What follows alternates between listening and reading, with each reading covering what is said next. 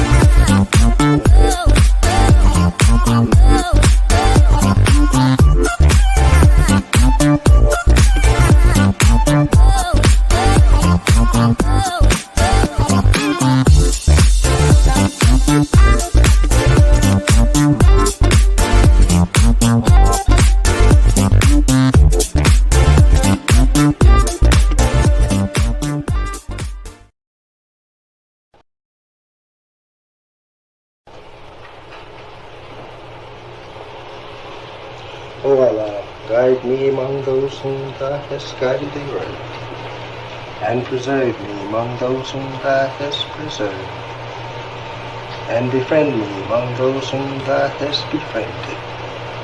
Bless me in whatsoever Thou dost grant me, and deliver me from the evil of what Thou hast judged. Surely Thou judgest, and none can judge against Thee. And he whom Thou befriendest is not disgraced. Blessed art Thou, O Lord, and exalted be Thee above what they set up besides Thee. I bear witness, nothing deserves to be served besides Thee. And I bear witness that Muhammad is Thy servant and apostle. Amen.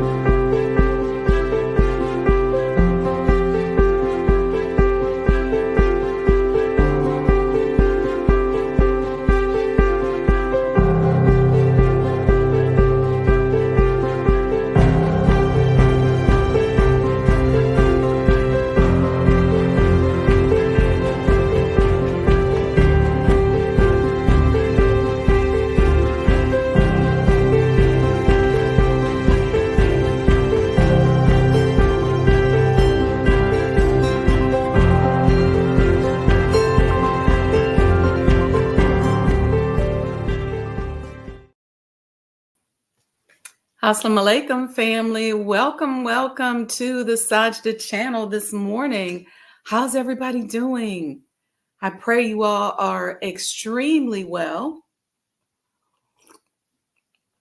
I wanted to tell you guys, I thought that yesterday was an exceptionally good show, but YouTube didn't think so. So they took it down. They said that we violated community guidelines. There were two things that I think that they probably took issue with. One was we discussed a little bit about the vaccines, and then we talked about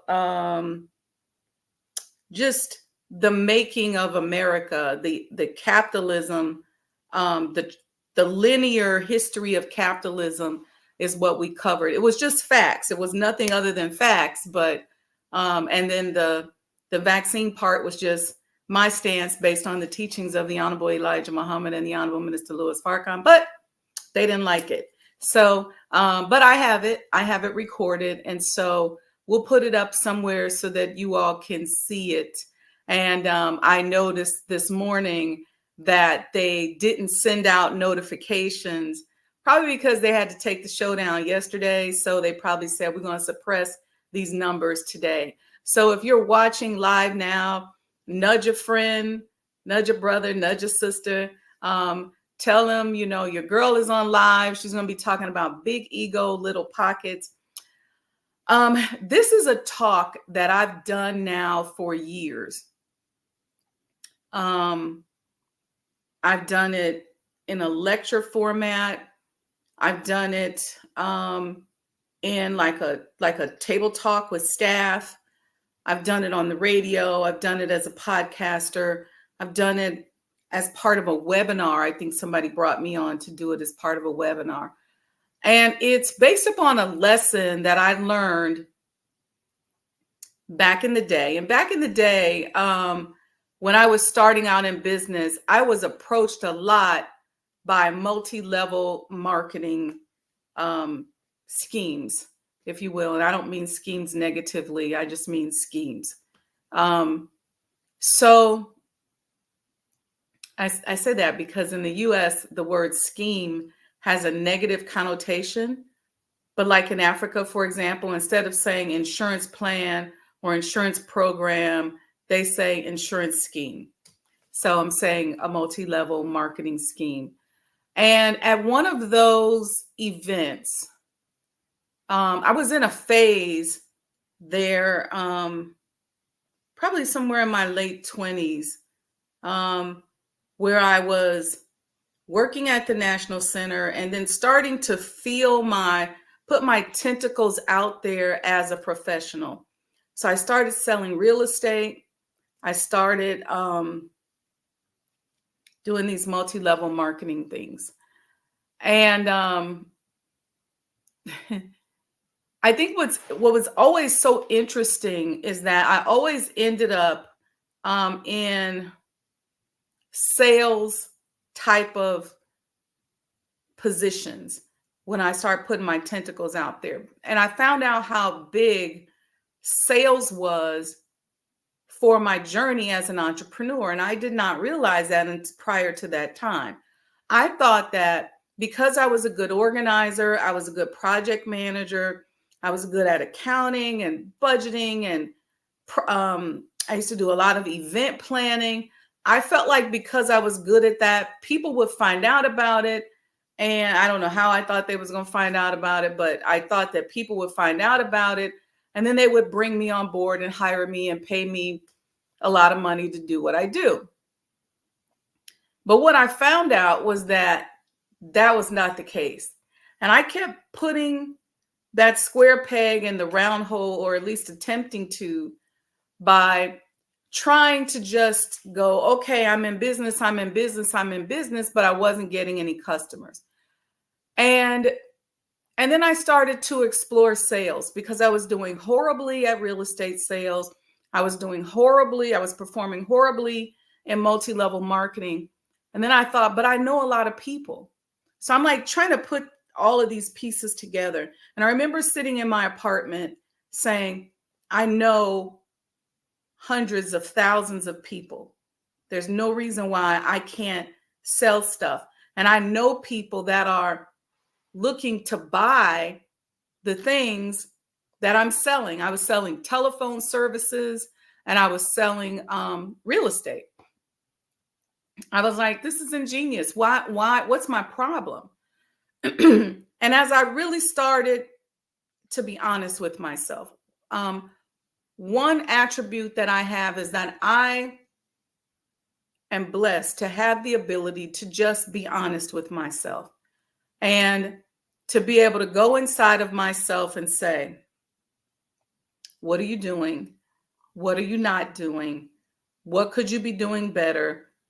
Something happened. I'm real big on, all right, how did I represent myself in that situation? Was there anything I could have done better? I can't control their ignorance. I'm not going to validate that person's lack or whatever, but I'm going to validate who I am. And I'm going to use this as a teachable moment. And so it's kind of the way I've run my life for many, many years. And I would just do an evaluation.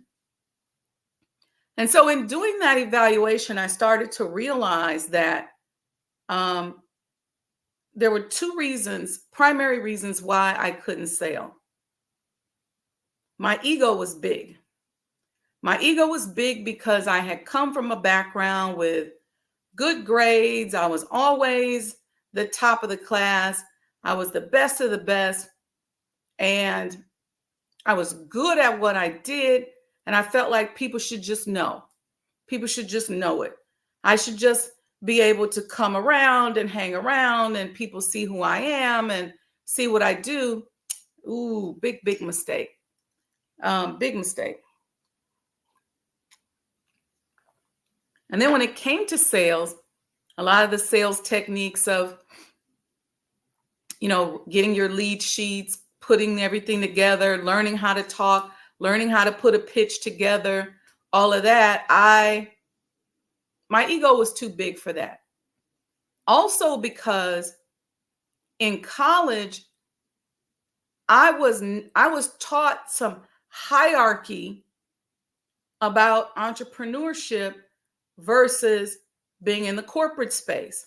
And it was supported in a sense by my upbringing. What do I mean by that? My parents had corporate jobs, but they also had like what they would call like a side hustle or entrepreneurship endeavors, which I loved. But the entrepreneurship endeavors never really outranked the corporate jobs. And so then when I got to college, there was very little talk. The word entrepreneur was very rarely spoken of in these high-level undergrad and graduate business classes that I was taking. It was all about, the corporate space and learning different skills, auditing, quantitative analysis,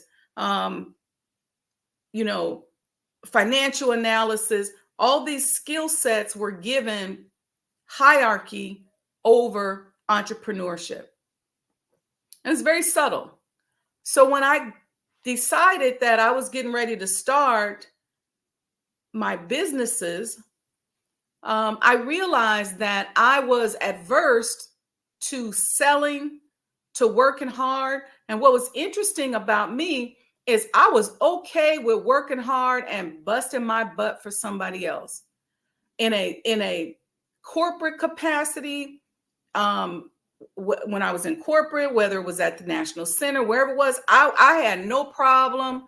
I would work and grind to the bone. But for myself, I wouldn't do it. And what I dug into realizing as my pockets began to dwindle and became little was that it was my big ego that was in the way.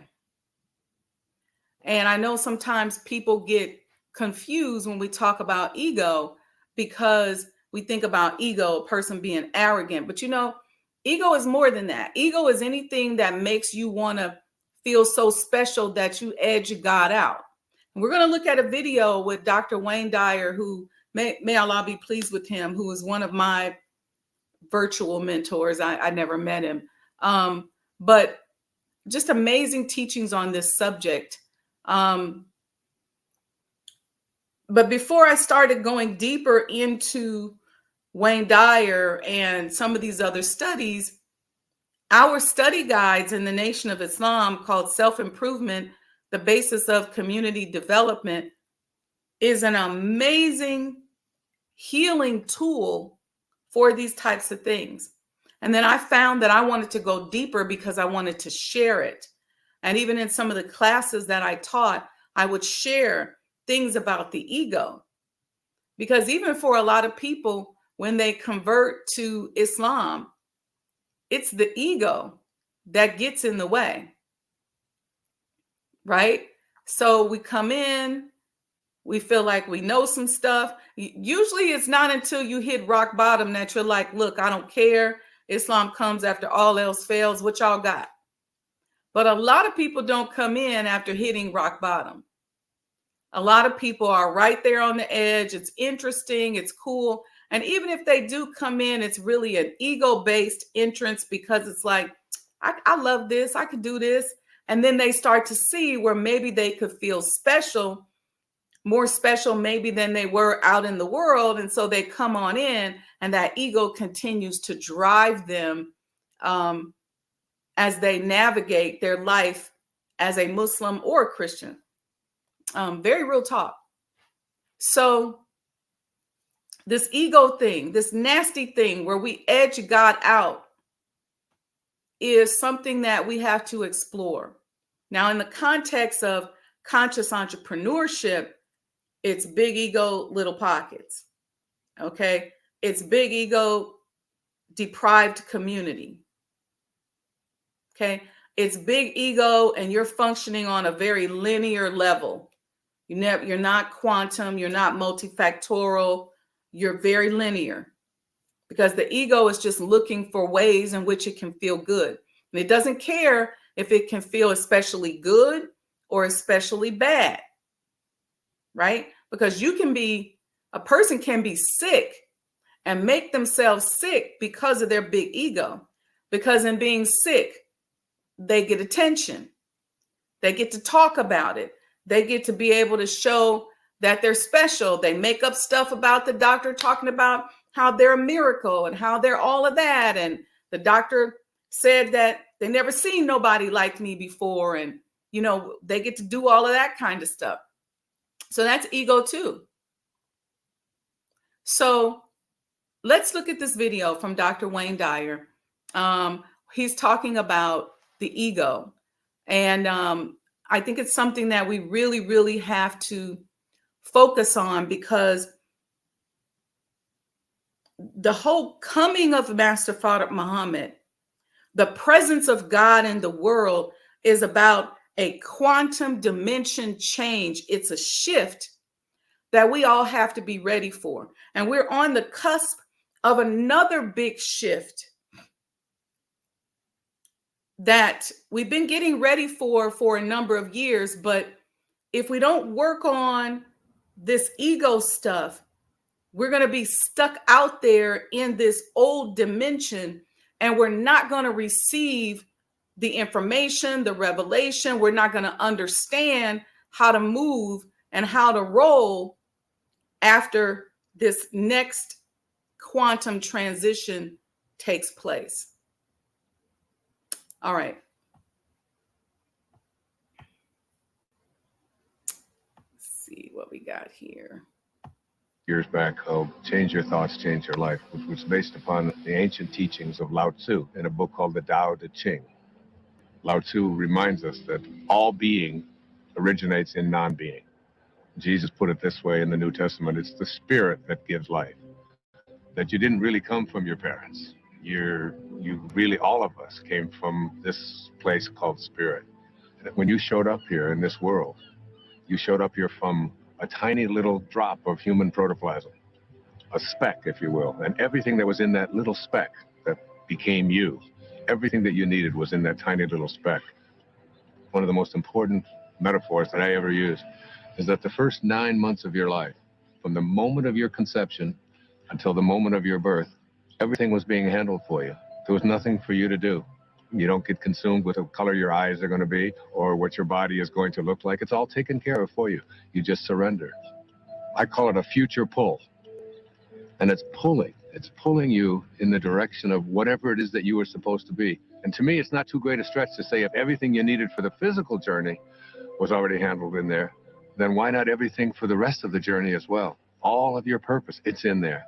All of what your personality, it's in there. Everything that you were to be, not just the physical you, but everything, if you just let go and allow. And so we're born.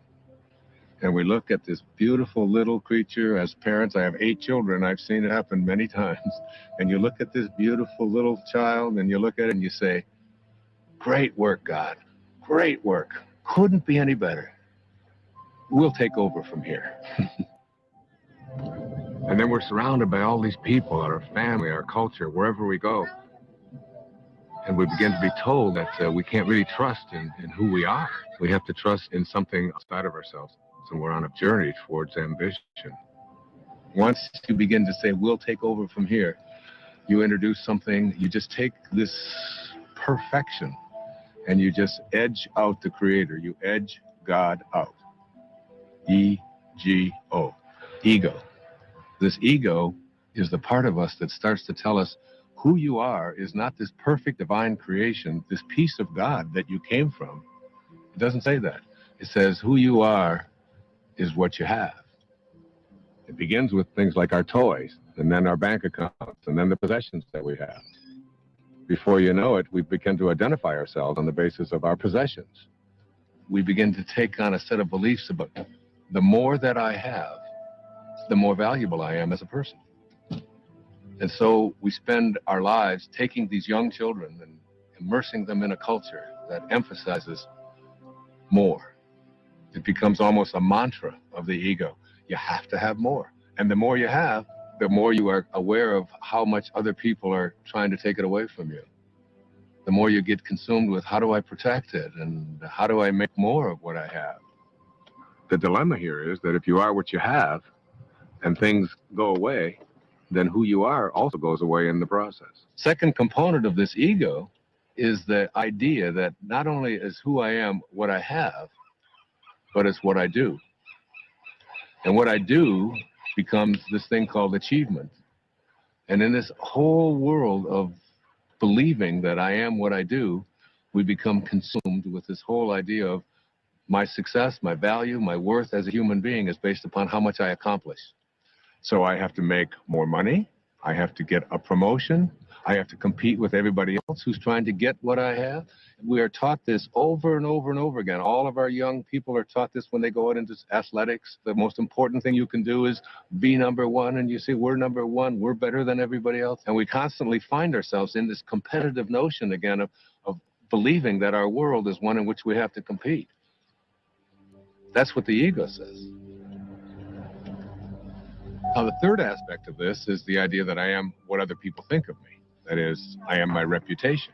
Particularly, this is relevant for young people who are taught that you have to dress the way other people think, and if other people don't like you, then there's something wrong with you. If you're consumed with that, then you're going to be something different every time you turn around. Now, this is particularly relevant with women, especially in relationship to the family. Women are often taught in our culture and our society that the only way that you can fulfill yourself is by how you relate to your family, to yourself as a daughter, to yourself as a mother, to yourself as a grandmother.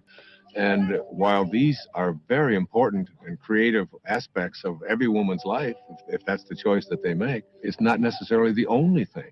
And many women feel that deep within them that they have a calling to accomplish something great, to make a contribution. And oftentimes we'll put it aside. So what I encourage women to think is, don't ignore that calling inside of you. Don't ignore the part of you that says you came here to create something powerful, and you have just as much of an influence in doing that, just as much of a right to do that as anyone else does. We move into then the later parts of the ego, which talks about something called separation. And the ego has a very strong belief system that who I am is separate from everybody else. And then another component of the ego teaches us that I'm also separate from everything that's missing in my life, from all the things that I'd like to have. And then finally, the ego teaches us the most egregious error of all. It teaches us that we are separate from God. And one of the simple constructs that you learn in the afternoon of your life when you shift into the meaning phase of your life is to realize that you came from a source. We can call it God, we can call it Tao, it doesn't matter what we call it. And that this source is everywhere. There's no place that it is not. It must be, because it creates everything. Everything comes from this source. Then it must be in me. If there's no place that it's not, it must be in me. And if it must be in me, it must also be in whatever it is that I feel to be missing from my life.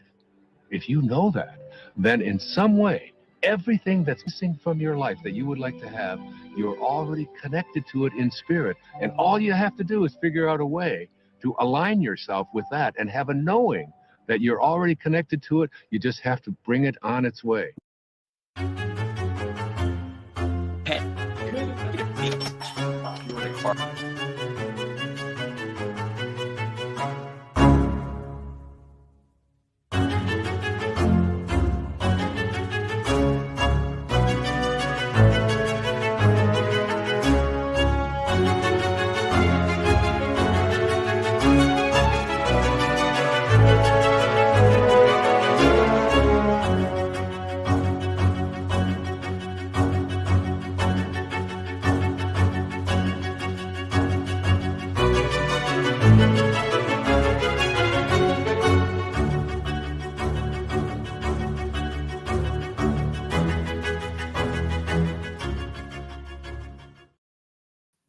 We're back. You're tuned into the Sajdah channel, and we've been talking about big egos, little pockets this morning.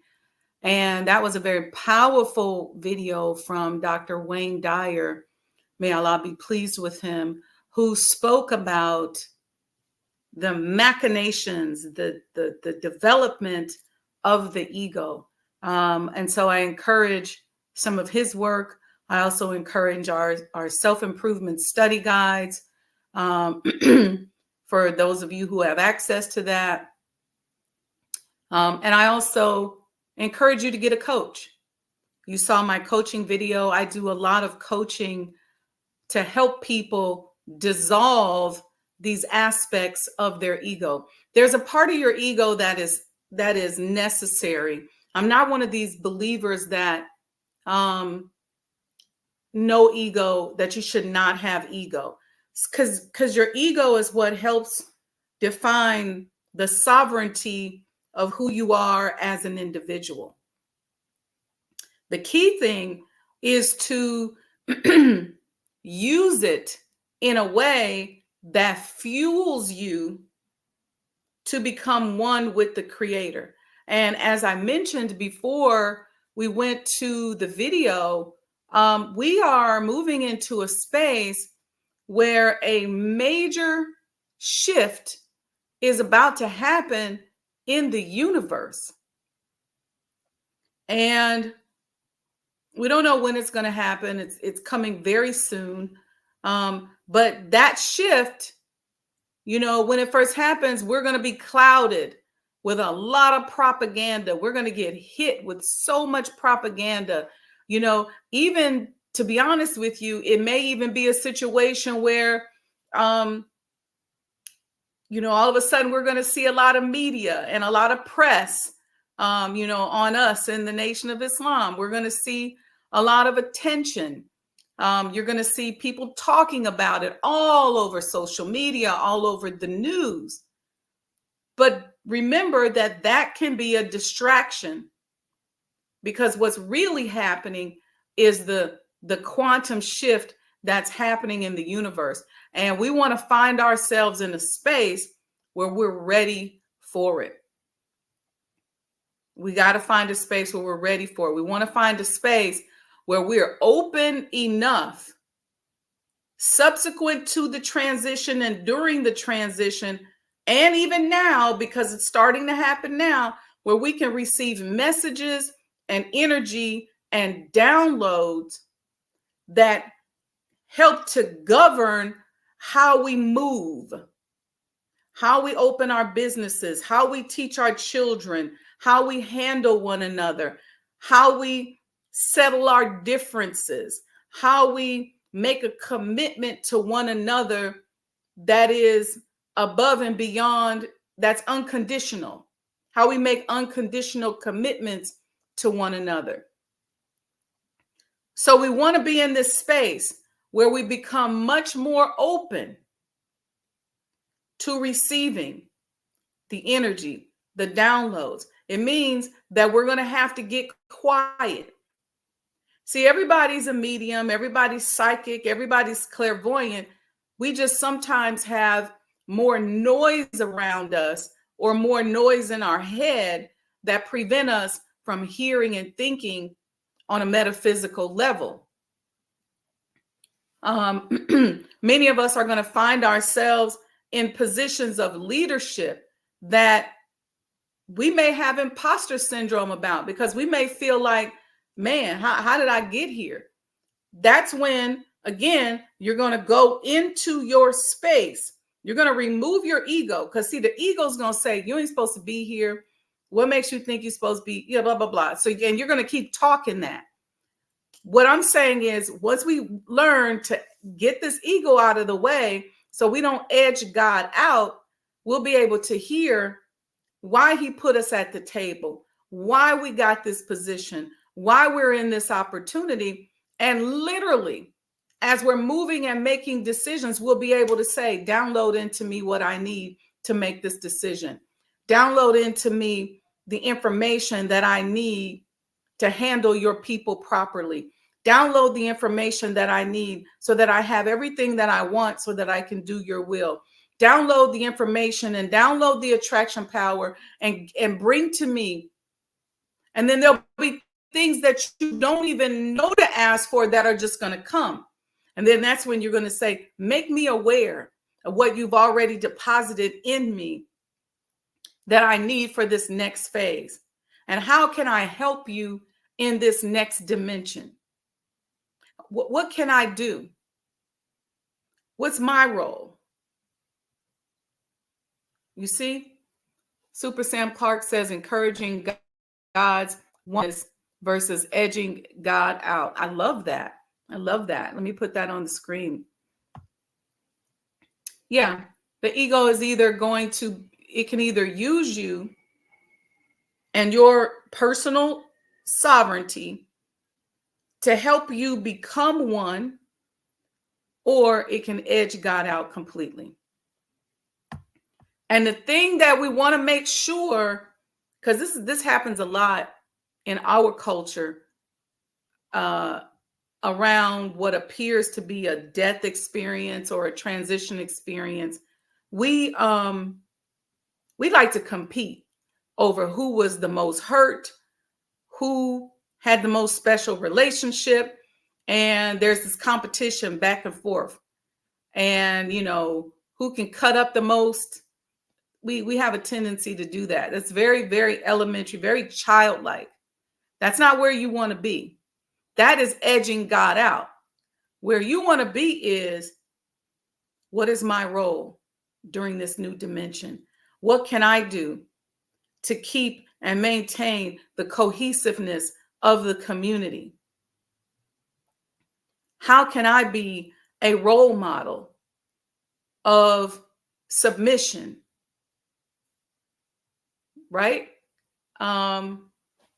Sister Sandra says, Assalamu alaikum, happy Tuesday. I see Sister Aurelia and Sister Betty in the house. Super Sam Clark. Sister Aurelia said, please send prayers to all the prisoners and families by Hurricane Helene flooding. Yes.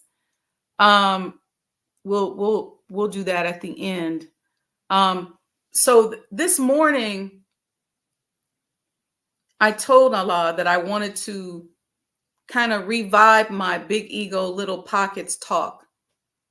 And he said to me, the Spirit said to me, you have to do it now in conjunction with the upcoming transition that is happening, to help support and prepare people for that transition. Not so much to brace them for it, but so that we're in position on our posts. Okay. And a lot of times as business people, we are leaders of the community, whether we choose to be or not. Right? So you may be operating a business. I mean, think about during the riots, you know, your business was probably something pivotal. A lot of people put Black-owned business in their windows, and they were out there during the riots, making sure that nobody come and bust up their stuff.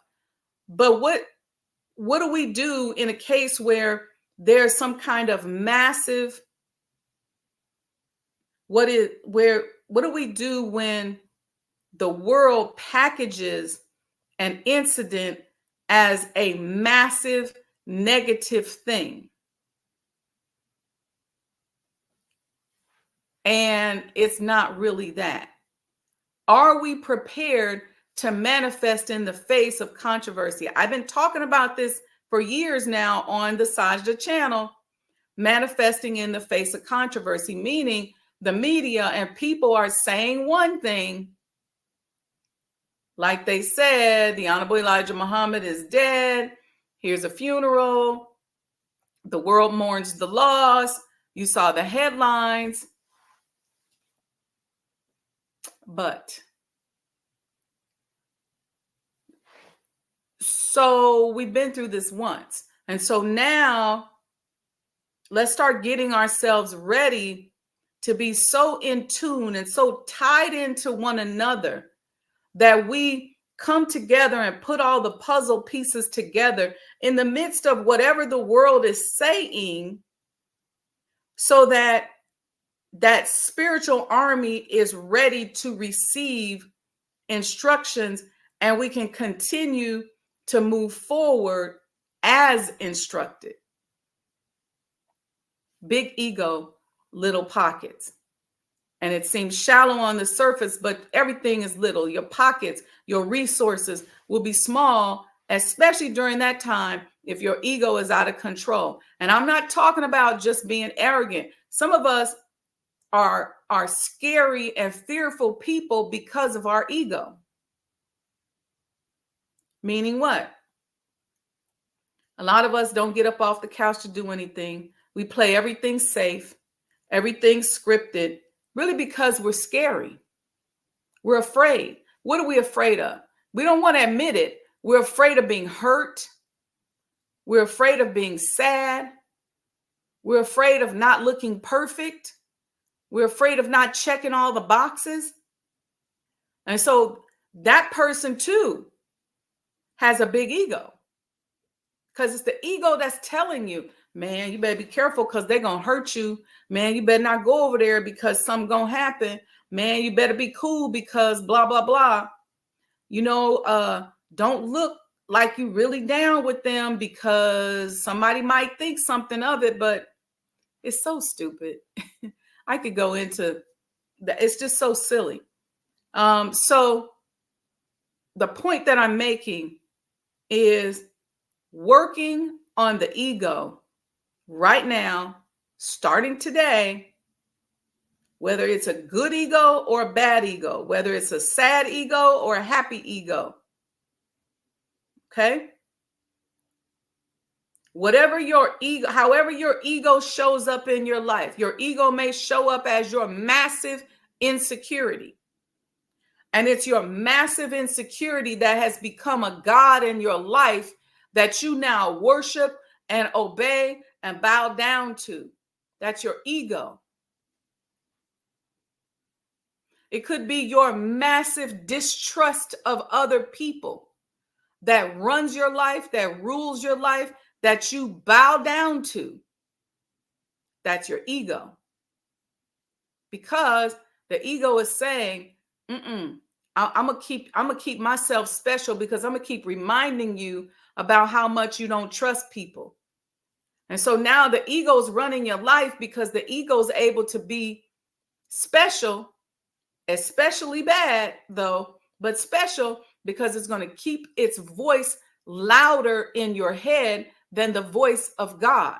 So if the ego is over here saying, don't trust people, they're going to hurt you, stay sick, Because when you're sick, you get attention, people bring you food. Whatever that ego's over there telling you, and your body in a subconscious way, your body, which is your subconscious mind, is responding to it. These are the things we want to dissect through. Okay. I only have a few weeks left where I'm going to be doing individual coaching sessions. So if you want to book me for a coaching session, got to do it now. It's book Sajdah Wendy Muhammad. If you buy one, I'll give you one for free as a follow-up, because it looks like after November, I'm going to have to suspend my individual coaching services. So I have some public speaking events. If you want to book me for one of your events to come and present and talk, I have some of those in November. Super Sam Clark says, so the paralysis of analysis is ego. Yeah, when you are an over analyzer and you're analyzing because the ego's telling you, you got to get it right. You got to seem like you're the smartest. You got to seem like you know everything on both sides. That's the ego telling you that that's what you need to do. And that ego will get louder. And let me tell you, in business, I was dealing with this when I first started working with Dr. Dormo at the surgery center. And he helped me because I thought I had worked my way up out of this. But as we were building, I didn't want to open because I was in a paralysis of analysis state, Brother Sam, because I wasn't ready. I had this whole checklist. This ain't open. This ain't ready. We can't do this. We can't. Oh my God. And it was like little things.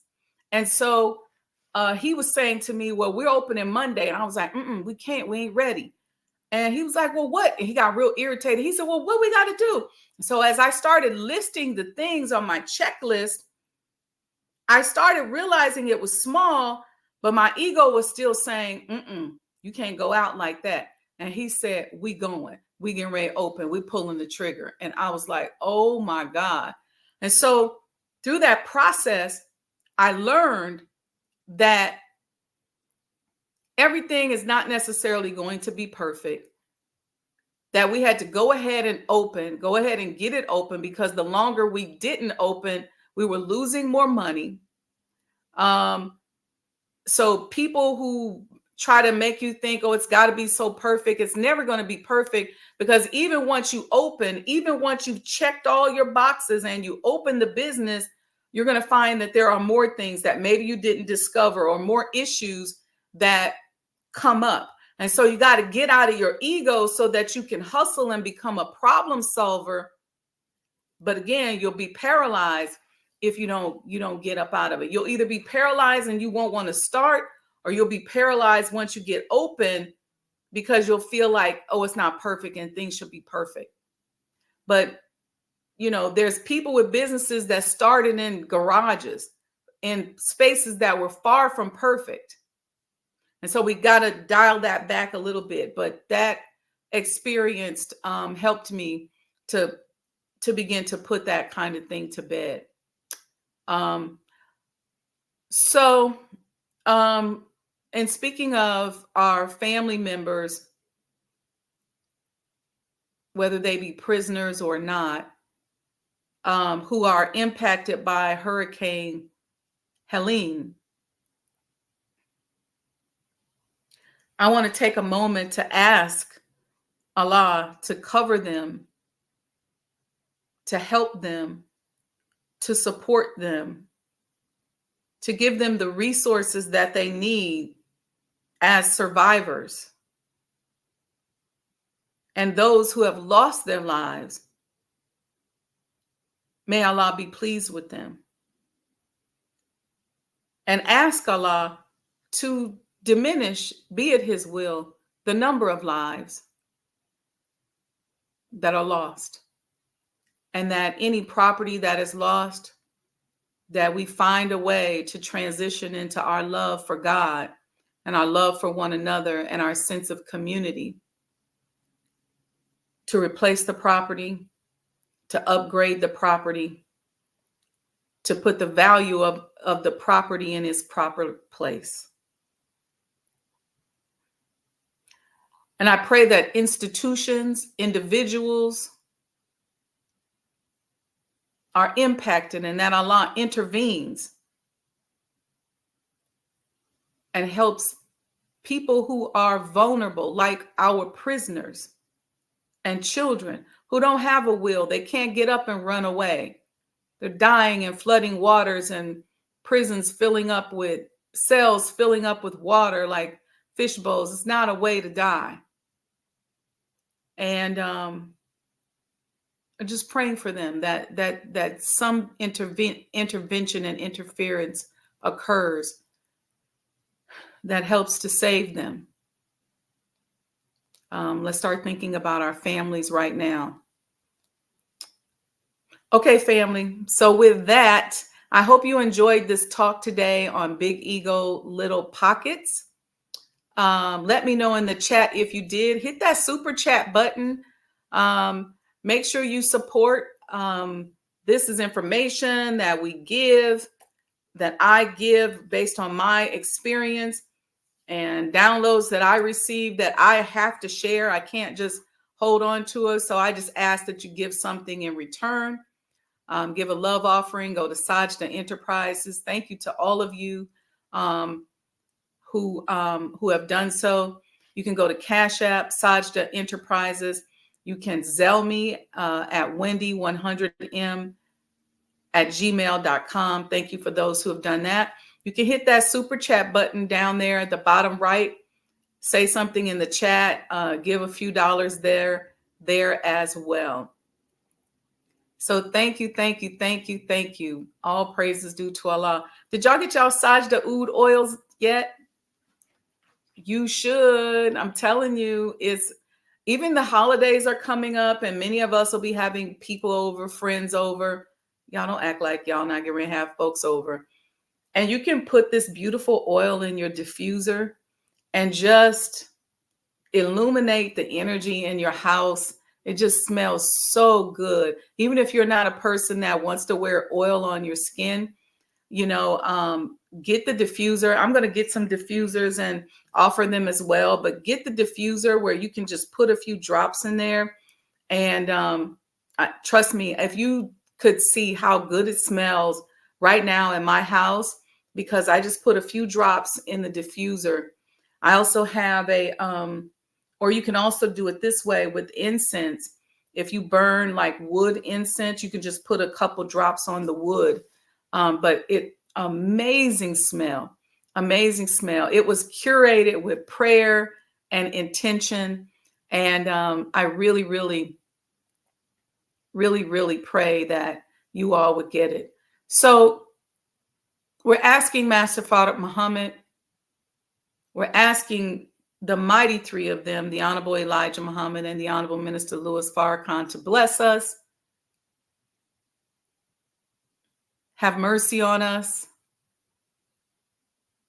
and most importantly, that we're grateful for their presence and their intervention in our affairs.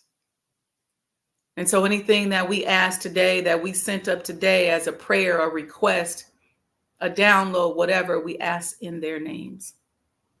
So with that, family, let's see. Today is Tuesday, Wednesday, Thursday, Tuesday. Okay, Wednesday, Thursday. So Wednesday and Thursday, we're going to show a rerun. I can re-show this show. The show yesterday, YouTube didn't like it, so they took it down. I still have it, but I'm not going to re-upload it. They took it down. I thought it was fabulous because we covered the history of capitalism in the U.S. and included a little conversation about the pharmaceutical industry and the vaccines. And so those two things they did not like. But it's okay. We'll get it posted. We're working on some additional platforms where we'll be able to post it. But so Wednesday, Thursday, we're going to do a rerun. So make sure you come back and check it out. And then Friday and Saturday, we'll be back with whatever new information, downloads, subjects that we decide to talk about. All right, family. Love you all. Peace and blessings. Make sure you go to sajdahoodoils.com, or you can use this QR code right here. Get your oud oils. Make sure you support the network. Hit the super chat, or you can cash app Sajdah Enterprises or Zelle Wendy100m@gmail.com. May Allah bless each and every one of you, wishing you more goodness and energy than you've ever experienced or imagined. Okay, I see a few people here in the chat. Thank you so much. Thank you. Thank you. Beautiful prayer. All praises due to Allah. Dust off your books, Fall of America, and learn about disaster management and the spiritual side of disasters and why it is happening. Dust off Torchlight for America, which is also a powerful book as well. Sandra D, prayers for those in the affected areas. I'll be getting some of the oud oil. Thanks for your service. Praise be to Allah, Sister Sandra. Okay, may Allah bless y'all. And we'll see you all live, inshallah, on Friday. But via reruns, we'll rerun some of these classes tomorrow and Thursday. All right. Peace and blessings. Love you all.